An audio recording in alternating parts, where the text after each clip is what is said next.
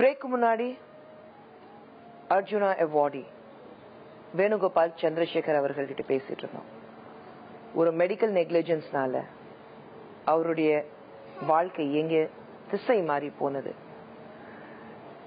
உலகத்துல என்னமோ சாதிக்க போறோம்னு நினைச்சவங்க இன்னைக்கு டிபெண்டன்ட் ஆன் அதர்ஸ். இதுக்கு காரணம் மெடிக்கல் நெக்லிஜென்ஸ். இன்னைக்கு நம்ம மத்தியில mister Loganathan, consumer counselling of India, doctor K Kalidas, orthopaedic surgeon, and mister P Ram Manohar. நீங்க வழக்கறிஞர்.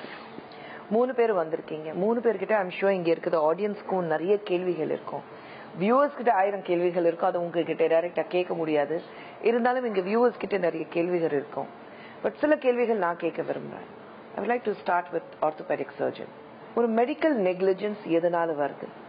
நெக்லிஜென்ஸ்ன்ற ஆக்ட் மிக பெரும்பாலான நேரத்தில் எங்க வருது அப்படின்னா அறுவை சிகிச்சை சார்ந்த துறையில தான் வருது. மருந்துகள் மூலமா குணப்படுத்துற நோயை காட்டிலும் அறுவை சிகிச்சை மூலமா குணப்படுத்துற வியாதிகளுக்கு தான் இந்த நெக்லிஜென்ஸ் வந்துட்டு நிறைய வழக்காடு மன்றத்துல, நீதிமன்றத்துல கேஸ் போடுறது, டாக்டர் மேல நெக்லிஜென்ஸ் ஃப்ரேம் பண்றது எல்லாமே அதிக அளவு புள்ளி விவரம் வந்து அதிகமாக இருக்கிறது வந்து அறுவை சிகிச்சை சார்ந்த துறைகள் தான். இதை நீங்க ஒத்துக்குவீங்கன்னு நினைக்கிறேன். இது வந்து டாக்டர் நீங்க வந்து உங்க தோழில இருக்கிறவங்களை வந்து விட்டு கொடுக்கறதுக்கு விரும்பல. அதே மாதிரி வந்து எல்லாத்துலயும் நீங்க சொன்ன மாதிரி கேரண்டீடு எதுவுமே கிடையாது. தவறுகள் நடக்கிறதுக்கு எல்லா தொழிலையும் எல்லா இதுலயும் அதான் நான் முன்னாடியே சொல்லிட்டேன். தவறுகள் நிச்சயமா நடக்கிறதுக்கு வாய்ப்புகள் இருக்கு. தவறுகள் நடக்கிறதுக்கு வாய்ப்பு இருக்கு சொல்லும் போது அதான் சொன்னேன் நானு. இப்போ இங்க இருக்கிற மக்கள் வந்து ஒருத்தருக்கு உடம்பு சரியில்லை டாக்டர் கிட்ட போறாங்கன்னா அவங்க என்ன சிகிச்சை கொடுக்க போறாங்கன்னு தெரியல. அறுவை சிகிச்சை கொடுக்க போறாங்களா இல்ல மருந்து எழுதி கொடுக்க போறாங்கன்னா அது அவங்களுக்கு தெரியல. அதுவும் பாத்தீங்கன்னா முக்காவாசி 90% 90% டாக்டர் கையெழுத்து பேஷண்ட்ஸுக்கு புரியாது. அந்த ஒரு வகை இருக்கு. அது பட் ஜோக்ஸ் அங்க போகும்போது டாக்டர் என்ன சொல்றாரோ அதை நம்பிதான் நாங்க மருந்து மாத்திரை எல்லாம் இருக்கிறோம். அப்படி இருக்கும்போது சில நேரத்துல வந்து மாத்திரைகளோடைய டாக்டர்ஸ் வந்து கண்டிப்பாக கேட்கணும், உங்களுக்கு ஒரு மருந்து எழுதி கொடுக்கறதுக்கு முன்னாடி அவங்களுடைய ஹிஸ்டரி தெரிஞ்சுக்கணும். உங்களுக்கு வந்து ஏதாவது வந்து அலர்ஜி இருக்கா, சல்ஃபர் அலர்ஜிக் இருக்கா, இல்ல பெனிசிலின் அலர்ஜி இருக்கா, வேற ஏதோ ஆலோபதி சாப்பிடும் போது உங்களுக்கு வேற ஏதோ காம்பனன்டோடைய அலர்ஜி உங்களுக்கு இருக்கா, அதெல்லாம் தெரிஞ்சுக்கணும். ஆனா டாக்டர்ஸ் வந்து தெரியாம நிறைய இடத்துல வந்து ஒரு சல்ஃபர் இருக்கிறது மெடிசன் கொடுத்துருவாங்க. அதுக்கான சைட் ரியாக்ஷன்ஸ் இந்த இடத்துல நான் ஒன்னு சொல்ல விரும்புறேன். இப்ப நான் ஒரு நோயாளி வராங்க, அவங்க கிட்ட உங்களுக்கு சல்ஃபா அலர்ஜி இருக்கா அப்படின்னு கேட்டா ப்ரீவியஸா அவங்க என்கவுண்டர் பண்ணியிருந்தாங்கன்னா தான் அவங்களுக்கு சல்ஃபா அலர்ஜி இருக்கிறதே தெரியும். இல்லடினா அவங்க இல்ல அப்படின்னு தான் சொல்லுவாங்க, எனக்கு தெரியாது டாக்டர் அப்படின்னு. அதை எப்படி கண்டுபிடிக்கிறது? இப்ப ஒரு மருந்து கொடுக்கறதுக்கு முன்னாடி எப்படி கண்டுபிடிக்கிறது? இப்போ எனக்கு வந்து பெனிசிலின் அலர்ஜி இருக்கு எனக்கு. ஓகே, இப்போ ஏன் டாக்டருக்கு தெரியும் பெனிசிலின் அலர்ஜி இருக்கு, தெரியாத டாக்டருக்கு வந்து போனாக்கா பெனிசிலின் எனர்ஜி இருக்கான்னு கேட்பாங்க. இருக்கு சொல்வேன் நான். சோ பெனிசிலின் இன்ஜெக்ஷன்ஸும் பெனிசிலின் சார்ந்த எந்த மருந்து எனக்கு கொடுக்க மாட்டாங்க. ஆனா அதே சொல்றேன், இப்போ ஒரு டாக்டர் என்கிட்ட கேட்கலன்னா வச்சுக்கோங்களேன், அண்ட் எனக்கு வந்து பெனிசிலின் சம்பந்தப்பட்ட ஒரு இன்ஜெக்ஷனோ அல்லது ஒரு மெடிசன் கொடுத்துட்டாங்கன்னு வச்சுக்கோங்களேன், கண்டிப்பாக அதுக்கு வந்து சைடு எஃபெக்ட்ஸ் எனக்கு இம்மீடியட் ரியாக்ட் பண்ணும். சோ அப்படி இருக்கும்போது where do I go? நாங்க என்ன இன்ஜெக்டபிளுக்கு மட்டும் தான் பெனிசிலின் வந்து உங்களுக்கு அலர்ஜிங்கும் போது பெனிசிலின் கொடுக்கறதுக்கு முன்னாடி நீங்க சொல்லிடுறீங்க, டாக்டர்கிட்ட சொல்லிடுறீங்க எங்க நெக்லிஜென்ஸ் வரும் அப்படின்னு கேட்டீங்கன்னா அந்த பென்சிலின்ல இருக்கிற கொக்கைன் பெனிசிலின் ஏதாவது கொடுத்தீங்கன்னா மாத்தி கொடுக்குறாங்கன்னு வச்சுங்க, தட் இஸ் நெக்லிஜென்ட். ஈவன் நீங்க சொல்லிட்டா கூட டாக்டர் பென்சில் நான் சொல்றது இப்போ நான் சொல்லலைன்னா டாக்டர் என்கிட்ட கேட்கலன்னா வச்சுக்கோங்களேன். இல்ல ஒரே ஒரு நிமிஷம், எந்த ஒரு இன்ஜெக்டபிள் ப்ரிப்பரேஷனை நாங்க கொடுக்கறதுக்கு முன்னாடியும் டெஸ்டோஸ் போட்டுட்டு தான் கொடுக்க முடியும். டாக்டர் ஒரு விஷயம் சொல்லுங்க, இல்ல இப்ப நம்ம எல்லாரும் இங்க இருக்கோம், இங்க இந்த ஆடியன்ஸ் இருக்கு. எத்தனை பேர் டாக்டர் கிட்ட போகும்போது ஒரு உங்களுக்கு வந்து காய்ச்சல் இருக்கும், உங்களுக்கு ஒரு பெரிய ப்ராப்ளம் இருக்கும், இடுப்பு வலி இருக்கும், இல்ல ஏதோ ஒரு மருத்துவ ரீதியாக உங்களுக்கு ப்ராப்ளம் வரும்போது ஹாஸ்பிட்டலுக்கோ அல்லது உங்க ஒரு பிரைவேட் டாக்டர் கிட்ட போகும்போது இன்ஜெக்ஷன் கொடுக்கறதுக்கு முன்னாடி யார் உங்களுக்கு வந்து டெஸ்ட் டோஸ் கொடுத்திருக்காங்களா கை தூக்குங்க. டெஸ்ட் டோஸ்னா முதல்ல உங்களுக்கு ஒரு இன்ஜெக்ஷனோட உங்களுக்கு வந்து சைடு எஃபெக்ட் இருக்கா இல்லையா ஒரு டெஸ்ட் டோஸ் கொடுப்பாங்க. உங்களுக்கு இங்கே வந்து ஒரு டெஸ்ட் டோஸ் கொடுப்பாங்க. அது வச்சுட்டு சர்க்கிள் பண்ணிடுவாங்க. ஒரு சின்ன டாட் போட்டுட்டு சர்க்கிள் பண்ணிடுவாங்க. 24 மணி நேரம் கழிச்சு வர சொல்லுவாங்க. அது சுத்தி ஏதாவது உங்களுக்கு வந்து இன்ஃபெக்ஷன் இருக்கா உங்களுக்கு வந்து 10 minutes நான் 24 மணி நேரம் அப்போ வந்துட்டு அவங்களுக்கு அந்த எஃபெக்டிவ் ட்ரீட்மெண்டே கொடுக்க முடியாது. ரைட். சோ நீங்க 10 மினிட்ஸ் சொன்னாலும் 10 நிமிஷம் அதுதான் இருக்கு. பாயிண்ட் பண்ணிட்டு அதை டாட் பண்ணிட்டு சர்க்கிள் பண்ணிடுவீங்க பென்ல.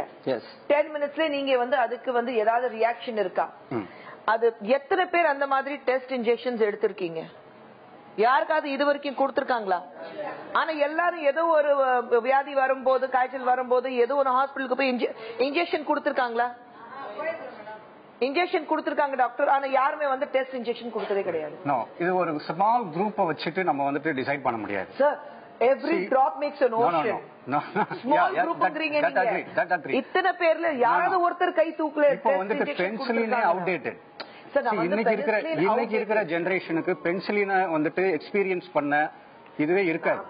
Doctor, I was talking about myself. எனக்கு பெனிசிலின் அலர்ஜி இருக்குன்னு எனக்கு தெரியும். ஓகே, இதே பென்சிலின் பத்தி நான் இன்னொரு வேர்ட் சொல்றேன். இப்போ நீங்க வந்துட்டு டெஸ்ட் டோஸ் கொடுத்துட்டு daily morning and evening dose போட்டு even after 5 days if you take injection there may be a chance of idiosyncratic reaction. திருப்பியும் வந்துட்டு அலர்ஜி வர்றதுக்கு வாய்ப்பு இருக்கு. இது வந்துட்டு நான் சொல்லல, ஸ்டாண்டர்ட் புக் டெக்ஸ்ட் புக்ல இருந்தே இருக்கு. அதனால டாக்டர்ஸ் வந்துட்டு just because giving test dose alone cannot exclude the adverse reaction of a particular drug. நீங்க சொல்லுங்க என்ன நடந்தது? இப்ப டாக்டர் சொன்னாங்க அதாவது தவறு நடக்கிறது சாதாரண விஷயம் அப்படின்னாங்க. சாதாரண விஷயம் சொல்றேன் இல்ல, சாதாரண விஷயம் சொல்லல. அவர் சொன்னாரு எல்லா தொழில்கள்ல ஒரு தவறு எங்கேயோ நடக்கும். இப்போ வந்து எதாச்சும் கீழே வச்சுங்களேன், இதை முட்டி தொடச்சிட்டு போயிடுறோம். ஆனா இப்ப இது நடந்திருக்கிறது வந்து கழுத்துக்கு கீழே கட்டி இருந்தது. மேல பண்ண வேண்டிய ஆபரேஷனை அவர் டாக்டர் கீழே பண்ணிட்டாரு. அங்க ஸ்கேன் எடுக்கும்போது சொல்றாங்க, சார் ரகுக்கு வந்து ஏதோ கட்டி மேல இருக்க மாதிரி இருக்கு, கழுத்துல இருந்து ஃபுல்லாவே எடுக்கலாம் சார் சொல்றாங்க. எங்க ரகுக்கு எங்க பிரச்சனை இருக்குன்னு எனக்கு தெரியும், நான் சொல்றதை நீங்க செய்யுங்க அப்படின்னு சொல்லிட்டு எங்க குறிப்பிட்டோ அதை இடுப்பு விருது எடுத்துட்டாரு. மாதிரி எடுத்தாங்க.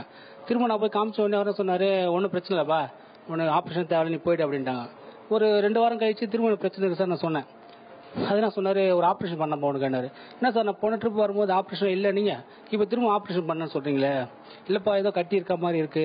இல்ல சார், எதுவாக இருந்தாலும் கொஞ்சம் கான்பிடண்டா சொல்லுங்க சார், ஃப்ளூக் மாதிரி சொல்லாதீங்க அப்படின்னு நான் சொன்னேன். அவருக்கு மட்டும் எம்ஆர்ஐ எடுக்கட்டுமான்னு கேட்டாரு. எடுத்துருங்க சார், எடுத்து பாத்துருங்க. அவர் என்ன சொன்னாரு, உனக்கு மைக்ரோஸ்கோப் இதாம இருக்கணும், அப்போ வந்து நர்வஸ்லாம் சின்ன சின்னதா இருக்கும், அது வந்து பண்ணும்போது உனக்கு வந்து ஏதோ பாதிப்பாகாது அப்படின்னு சொல்லிட்டு சொன்னாங்க. 7 மாசம் கழிச்சு திரும்ப எனக்கு இது பண்ணாங்க. நடக்க முடியல சார், என்னால அப்படியேதான் இருக்கு அப்படின்னு சொன்னேன். அப்புறம் திரும்ப கூட்டுவாங்க, ரகுக்கு வந்து ஸ்கேன் பண்ணலாம் அப்படி போன கழுத்துல இருந்து இடுப்பு வரைக்கும் எடுத்தது பிறகுதான் தெரிஞ்சது கழுத்துக்கு கீழே கட்டி இருந்தது. திரும்ப வாம்பா ஆப்ரேஷன் பண்றேன் அப்படின்னு சொன்னாங்க. அப்ப நான் சொன்னேன், எத்தனை தான் சார் ஆப்ரேஷன் பண்ணுவீங்க, இந்த ஸ்கேனை முதல்ல எடுத்துருந்தீங்கன்னா கன்ஃபார்ம் பண்ணி ஒரே ஆப்ரேஷன் பண்ணிருக்கலாம். இல்லப்பா நீ இந்த ஆப்ரேஷன் பண்ண நீ நடந்துருவ அப்படின்னு சொல்லிட்டு சொன்னாங்க. நான் அந்த ஆப்ரேஷன் பண்ண உடனே செஸ்ட்டுக்கு இருந்து சென்சேஷன் கட் ஆயிடுச்சு, யூரின் மோஷன் எல்லாம் கட் ஆயிடுச்சு. இப்போ நான் இந்த நிலைமையில் தான் இருக்கேன். நான் இப்போ டாக்டர் கிட்ட போய் கேட்டா, உன்னால என்ன பண்ணணும் பண்ணிக்கோ, என்ன ஒன்றும் பண்ண முடியாது. இது வந்து நீங்க கோர்ட்ல கேஸ் ஃபைல் போட்டிருக்கீங்க. இதெல்லாம் ஒன்றும் பண்ண முடியல மேடம். ஏன்? எனக்கு அந்த அளவுக்கு வசதி இல்லை, எவ்வளவு பலமே இல்லை மேடம். நீங்க கோர்ட்ல கேஸ் போடுறது உங்களுக்கு வசதி அவசியம் கிடையாது. இதுக்கு இல்லைங்க சார், சட்ட ஆலோசனை இருக்கு. போயிட்டு வந்தாரு. ஆமா, 10 வருஷத்துல 600 தடவை 600 times is given an appearance in court. 10 வருஷத்துல 600 தடவை அவரே கோர்ட்டுக்கு போயிட்டாரு. அவ்வளோ வசதிகள் இருந்தும் எல்லா வகையிலயும் அவருக்கு வந்து ஒரு ஹெல்ப் இருந்தும் அவரே லா படிச்சிட்டு இருந்தாரு. லா அவருக்கு தெரியும். Common fact. அதாவது பொதுவாகவே கோர்ட்டுக்கு வந்தாலே எல்லாம் வாய்தா வந்துட்டு தான் இருக்கணுங்கிறது. நீதி கிடைக்கணும்னா நிச்சயமா கோர்ட்டுக்கு போய் தான் ஆகும். நீதி அதுக்காக நம்ம லேட் ஆகுது அப்படின்றத நம்ம போகாம justice delayed is denied justice சொல்லுவாங்க. அது இருக்குது. நான் கேக்குறேன், இப்போ இவர் வந்து கோர்ட்டுக்கு போறதுக்கு பயப்படுற காரணம் வந்து அங்க எனக்கு நியாயம் கிடைக்காது. அது மட்டும் தான் கிடைக்காது. தாமதமாகும் நியாயம் கிடைக்காதுன்னு சொல்ல முடியாது சார். தாமதமாகும்னா 20 வருஷத்துக்கு அப்புறம், வாழ்க்கை ஃபுல்லா முடிஞ்சு போனதுக்கு அப்புறம் 20 வருஷம் கழிச்சு ஒரு 2000 கோர்ட்டு போனதுக்கு அப்புறம் சரிப்பா தப்பு இருக்கு. சந்திரசேகர் அவருடைய வழக்குல தான் இந்த மெடிக்கல் நெக்லிஜென்ஸ் பத்தி ஒரு பெரிய ஒரு அவேர்னஸ். ஆமாங்க, அதுதான் இப்போ சுப்ரீம் கோர்ட் லா பாத்தீங்கன்னா அந்த புக்லயே அவருடைய கேஸ் ரெஃபரன்ஸ் கொடுக்குறாங்க. ஆமா, அதுலதான் சொல்றாங்க உங்களுக்கு அந்த கேஸ்ல தான் இந்த மாதிரி விஷயம் சொல்றாங்க. டியூரிங் கோர்ஸ் ஆஃப் ட்ரீட்மெண்ட்ல வந்து இங்க ஒரு நெக்லிஜென்ஸ் இருக்கும், அதை எஸ்டாப்ளிஷ் பண்ண முடியாது. சோ அவங்க பெனலைஸ் பண்ண முடியாது. But they are liable to pay some compensation. நம்ம லாஸ் இன்னைக்கு பாக்கும்போது நீங்க வந்து எல்லாத்துக்கும் வந்து ஒரு இமோஷனல் அண்ட் ரேஷனல் டிசிஷன் எடுக்க முடியாது. அதுக்காக தான் நாங்க பொதுமக்களா இருக்கோம். லா தனியா இருக்கு, டாக்டர்ஸ் தனியா இருக்கு, எல்லாமே. ஆனா பொதுமக்களுடைய ஒரு நம்பிக்கை ஒண்ணு இருக்கு. இப்போ இவர் சொன்னாரு, இதே வந்து ஏதாவது ஒரு பொலிட்டீஷியனுக்கோ பெரிய ஆளுக்கு நடந்திருந்தா சும்மா இருந்திருப்பீங்களா? எத்தனை கேஸ்ல அட்வொகேட்ஸ் பெரிய முதலாளியா இருக்கிறவங்க பாலிட்டிஷியன்ஸ் அதை கன்வின்ஸ் பண்ணி அந்த கேஸை டிராப் பண்ணிற அளவுக்கு ஆக்கிடுறாங்க. It is open nature. Admit, அதுல ஒன்றும் தப்பு இல்லை. அது மாதிரி சொல்றது தப்பு இல்லை. அது மாதிரி நிறைய நடக்குது. அப்போ நிறைய பேர் அட்வொகேட்ஸ் மேல ரொம்ப தப்பு இருக்கு. சில அவங்க அந்த ப்ரொபோஷன் ஏன் பண்றதா பாக்குறாங்க. இது மாதிரி சோஷியல் ஆஸ்பெக்ட் அவங்களே மிங்கிலாயி ஒருத்தருக்கு ஒருத்தர் அந்த சுப்பீரியர் பைனான்சியல் ஆஸ்பெக்ட்ல அல்லது பொலிட்டிக்கல் பிரஷர்ல நீ சும்மா சைலண்டா இருந்து சொல்லுவாங்க. ரெண்டு பேர்கிட்ட மட்டும் தான் பொய் சொல்லக்கூடாது, டாக்டர் கிட்டயும் வக்கீல் கிட்டயும். எந்த ஒரு காரணத்துக்கும் பொய் சொல்லக்கூடாது. ஆனா அங்கதான் பயம் வருது.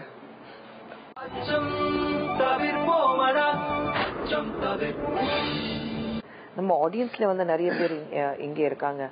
அவங்களுடைய ப்ராப்ளம் நம்ம பார்ப்போம். நம்ம கண் முன்னாடி அங்க ஒரு குழந்தை உட்காந்துருக்கு. குழந்தையோட தாய் நம்ம கூட இருக்காங்க, பேசுமா. என்னோட பையன் மேம் சாதாரணமா ஜுரம் தான் அடிச்சுது. இப்ப இவ்வளவு நேரம் பேசினாங்க. அந்த டாக்டர் வந்து நான் ஜுரத்துக்கு போயிட்டு ஊசி போட்டேங்க மேம். 2வது நாள் பார்த்தாக்கா அந்த உதட்டெல்லாம் நெருப்பு பட்டா பிம்பிள்ஸ் வருமே, அந்த மாதிரி உதடு ஃபுல்லா இருந்துச்சுங்க மேம். மறுநாளே சரி வேற டாக்டர்கிட்ட காமிச்சா கூட தப்பா போயிடும் சொல்லிட்டு அவர்கிட்டே கொண்டு போய் காமிச்சாங்க மேம்.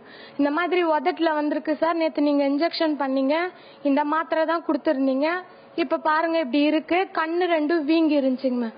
அப்புறமா காமிச்ச பிறகு இது வந்து ஹீட் அதிகமானதுனாலதான் இருக்கும் அப்படின்னு சொல்லிட்டு மறுபடியும் என்ன இன்ஜெக்ஷன் பண்ணாருன்னு தெரியல, மறுபடியும் டேப்லெட் கொடுத்தாங்க மேம்.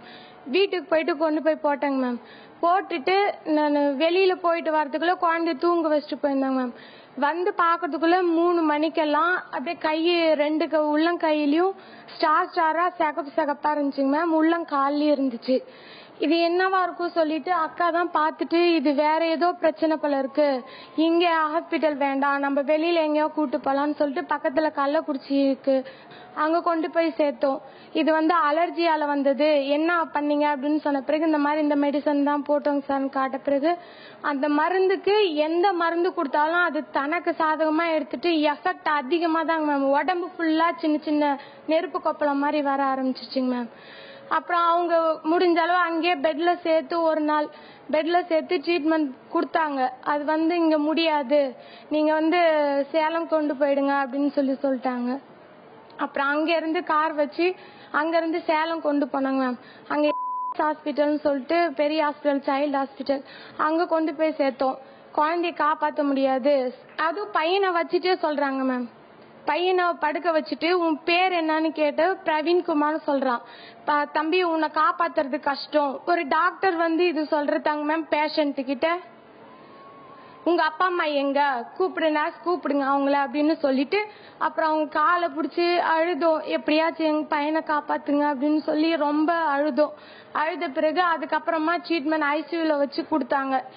எடுத்த உடனே 20,000 ரூபாய் கட்டுங்க, அப்ப இன்னைக்கு ஒரு நாளைக்கு தான் அது அப்படின்னு சொன்னாங்க. பரவாயில்ல சார், செலவானாலும் பரவாயில்ல, என் பிள்ளைய காப்பாத்துங்கன்னு சொல்லி ஐசியூல சேர்த்தோங்க மேம். ஒரு நாள் தான் ட்ரீட்மெண்ட் கொடுத்தாங்க. அப்புறம் இங்க அவங்களும் முடியாதுன்னு சொல்லிட்டாங்க, இங்கேயும் இது சரி வர மாதிரி இல்ல, நீங்க வேற எங்கேயாச்சும் கொண்டு போயிடுங்க, காப்பாற்ற முடியாது அப்படின்னு சொல்லிட்டாங்க மேம். அதுக்கப்புறமா நாங்க அங்கேயே ஆம்புலன்ஸ் ரெடி பண்ணிட்டு வேலூர் கொண்டு போனாங்க மேம். அங்க போயிட்டு அவங்களும் வந்து நிரந்தரமா சொல்லல, பார்க்கலாம் முயற்சி பண்ணலாம் இப்படிதாங்க மேம் சொன்னாங்க. அங்க போறதுக்குள்ளே உடம்பு ஃபுல்லாவே அந்த நெருப்பா அப்படியே கட்டியா வந்துருச்சுங்க மேம். வந்துட்டு ஃபுல்லா உடம்பு ஃபுல்லா பரவி கண்ணு க்ளோஸ் ஆயிடுச்சு, கண்ணு திறக்க முடியாத அளவுக்கு ஆயிடுச்சு. அங்க 2 நாள் வச்சிருந்தா அப்புறம் ஐ டாக்டர்லாம் வந்து பார்த்து கண்ணு கிழிச்சுதாங்க மேம் ஓபன் பண்ணாங்க. இன்னமும் கண்ணு 1.5 year ஆயிடுச்சுங்க மேம். அவன் எவ்வளவு படிச்சு எவ்வளவு மார்க் எடுப்பான், அப்படியே சர்டிபிகேட்டே எவ்வளவு வச்சிருக்கேன் பாருங்க மேம். எல்கேஜில இருந்து ஒரு காம்படிஷன் கூட மிஸ் பண்ண மாட்டான், எல்லாத்துலயுமே கலந்துட்டு எல்லாத்துலயும் வின் பண்ணிடுவாங்க, சர்டிபிகேட் எல்லாம் வச்சிருக்கேன்.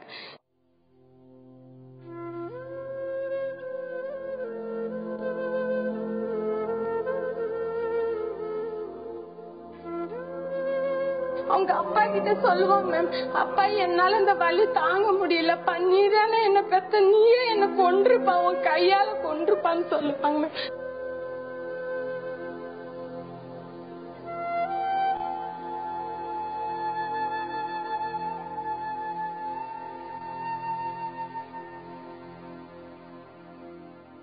This is what he was. இப்படி இருந்தான், எல்லாத்துலயும் ஃபர்ஸ்ட் ரேங்க். நெக்லிஜென்ஸ்ல இது பிரவீன்குமார் ஹாஸ்பிட்டல் இருக்கும்போது.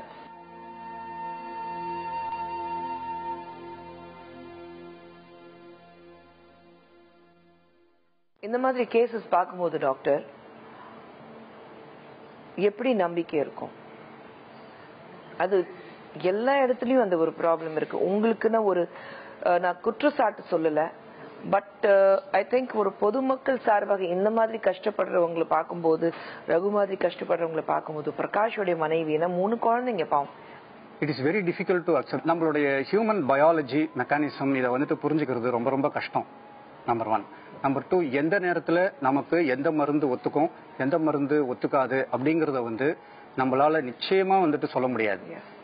நம்பர் 3, நெக்லிஜென்ஸ் நடந்திருந்தது அப்படின்னா கண்டிப்பா அது கண்டிக்கத்தக்கது. அது இல்லாம அதனுடைய consequences that particular medical practitioner is liable for that. அதுல எந்த விதமான சந்தேகமும் கிடையாது. டாக்டர், நீங்க சொல்றதெல்லாம் நியாயப்படுத்தி இருக்கு, இல்லைன்னு நாங்க சொல்லல. as a consumer part, இதுக்கு என்ன நீங்க ரெமெடி பரிகாரம் சொல்லுங்களேன். நீங்க வந்து தெர்மாமீட்டர் மாதிரியே தான் சொல்றீங்க, ஜுரம் எவ்வளவு தான் காட்டுது, மெடிசன் கொடுக்க மாட்டேங்குது. அது மாதிரி போலீஸ்ல கம்ப்ளைண்ட் கொடுக்கணும் அப்படின்னு சொல்றீங்களே ஒழிய போலீஸ்ல எடுக்காததுக்கு என்ன பண்ணணும் கைட்லைன்ஸ் கூட போலீஸ்க்கு எஃப்ஐஆர் ரெஜிஸ்டர் பண்ணி இங்க இருந்தா எல்லாமே பண்ண முடியாது doctor. Anything court of law என்ன சொல்லுது அப்படின்னா, சப் இன்ஸ்பெக்டர் கேஸ் ரெஜிஸ்டர் பண்ணிட்டு எக்ஸ்பர்ட் ஒப்பீனியன் வாங்கி then they have to file the case in the court அப்படின்னு ஒரு வழிமுறையை கரெக்டா கொடுத்திருக்காங்க. சார், நான் சொல்றது என்னன்னா வழிமுறை கொடுத்திருக்காங்க, அதெல்லாம் ஃபேக்ட் தான். ஆனா ஒரு public common man how he can proceed this process. அதுதான் இப்போ ஒரே விஷயம், நீங்க லா சார்பாக இருக்கீங்க, நீங்க டாக்டர்ஸ் ரெப்ரசென்ட் பண்றீங்க, நீங்க வந்து கன்சியூமர் ஃபோரம். இப்போ 3 பேரும் இங்க இருக்கீங்க. இப்போ ஒருத்தர் வந்து கேஸ் ஃபைல் பண்ணணும்னு சொல்லுங்க. சிம்பிளான விஷயம், முதல்ல எஃப்ஐஆர் ஃபைல் பண்ணணும். எஃப்ஐஆர்ல இருந்து எக்ஸ்பர்ட்ஸ் கூப்பிடுவாங்க, எக்ஸ்பர்ட்ஸ் கூப்பிட்டு அந்த கேஸ் ஸ்டடி பண்ணுவாங்க. அதுக்கப்புறம் they'll take it to the courtங்கறீங்க. டைம் ப்ராசஸ் என்ன இருக்கு? அதுக்கு என்ன கேரண்டி இருக்கு? இது வந்து உங்க சுப்ரீம் கோர்ட் சொல்லுது, இந்த மாதிரி கேஸ் இருந்தா within 90 days it has to get over. 90 days தான் 3 மாசத்துக்குள்ள உங்களுக்கு வந்து இதுக்கான ஒரு நியாயம் கிடைக்கணும். உங்க ஃபேவர்ல இருக்கா, உங்க ஃபேவர்ல இல்லையா, அதுக்கு ஸ்டடி பண்றதுக்கு தான் எல்லாரும் இருக்காங்க. ஆனா அந்த 90 நாட்கள்ல உங்களுக்கு நியாயம் கிடைக்கணும், உங்களுக்கு பதில் வரணும். அங்க எங்க அந்த 90 நாள், எங்க 90 வருஷமானாலும் நமக்கு கிடைக்குமானா ஒரு சந்தேகம் சில நேரத்துல. அங்கதான் பிரச்சனை இருக்கு. பொறுத்த வரைக்கும் சொல்ல போனா உங்களுக்கு தெரியும், அவங்களும் வந்து எவ்வளவு முயற்சி பண்றாங்க கேஸ்லாம் டிஸ்போஸ் பண்ணோம், கேஸ் நிலுவையில் இருக்கக்கூடாதுன்னு சுப்ரீம் ஜட்ஜி வந்து எல்லாரும் சொல்லிட்டு இருக்காங்க. அதெல்லாம் பாஸ்டா கோர்ட் கொண்டு வராங்க, ரொம்ப ஸ்லோ ஒர்க் ஆகுது. இல்ல எல்லாமே சுத்தி பார்த்தாக்கா என்ன பண்ணாலும் நெக்லிஜென்ஸ், மிஸ்ஹாப், ஆக்சிடென்ட்ஸ் எங்க வேணாலும் நடக்கும். நிறைய பேருக்கு வந்து மெடிக்கல் சொல்லும் போது ஒரு மருத்துவ ரீதியாக எங்க என்ன தவறு நடக்குதுன்னா நமக்கு தெரியாம இருக்கும். டாக்டர் கிட்ட போகும்போது ஒரு கடவுளை நினைச்சிட்டு நம்மளுடைய உயிரை அவங்க கையில கொடுக்கறோம். எல்லா டாக்டர்கள் தவறு செய்யறாங்கன்னு டெஃபினட்டா சொல்ல முடியாது. நிறைய நல்ல டாக்டர்ஸ் இருக்காங்க, சர்வீஸ் செய்யறாங்க, ஒரு நோபல் ப்ரொஃபஷன் சொல்றோம். கண்டிப்பாக அவங்கள மீறி ஒரு நல்ல விஷயங்கள் செஞ்சுட்டு தான் இருக்காங்க. இன்னைக்கு 3 பேரும் இங்க ஒரு மெடிக்கல் நெக்லிஜென்ஸ் சொல்லிட்டு நம்ம ஷோக்கு வந்தாங்க. கண்டிப்பாக சந்திரசேகர் சார் வந்து நான் சொல்லணும், இன்னைக்கு வந்து கண் பார்வை சரியில்லை, எல்லாமே இல்லை, பட் ஒரு வில் டு லிவ். கண்டிப்பா நான் வந்து முயற்சி பண்றேன், கடைசி வரைக்கும் நார்மல் ஆகிறதுக்கு போராடிட்டு தான் இருப்பேன். 30 வருஷம் கழிச்சு இன்னைக்கு அந்த போராட்டம் அவருடைய தொடர்ந்தா இருக்கு. அந்த பட்சத்தில் நிறைய உங்களுக்கு வந்து ஊக்குவிக்கிற மாதிரி நிறைய விஷயங்கள் இன்னைக்கு பார்த்திருக்கோம். Learn something, give something. நீங்க என்ன சம்பாதிக்கிறோம்னு முக்கியம் இல்ல, மக்களுக்கு என்ன திருப்பி கொடுக்குறீங்களே அதுதான் முக்கியம். அடுத்த வாரம் மறுபடியும் இந்த நிகழ்ச்சியில சந்திப்போம்.